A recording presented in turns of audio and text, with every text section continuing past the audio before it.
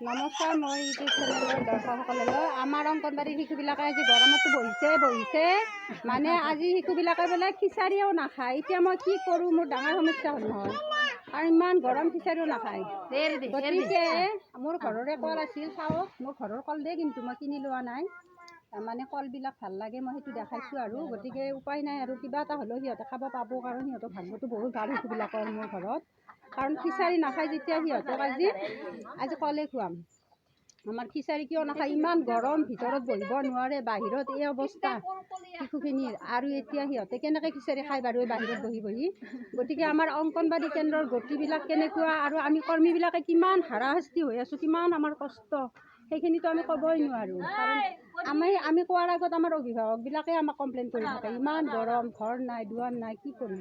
গতিকে আমি কি কৰিম, সেইকাৰণে মই এনেকুৱা ধৰণৰ ভিডিঅ'বিলাক দিব লৈছোঁ। অ' মাইনা, তুমি খালাই নেকি? মাইনা চাহ, কলটো দেখাই দিয়াচোন, কলটো দেখাই দিয়া। খাবা কল, খাবা হা? আৰু কোনে কল খাবা, আৰু কোনে খাবা? গতিকে বেছি নকৰোঁ, এতিয়া খাবৰ কাৰণে শিশুবিলাক প্ৰস্তুত হৈছে। গতিকে আজিলৈকে এৰিছোঁ।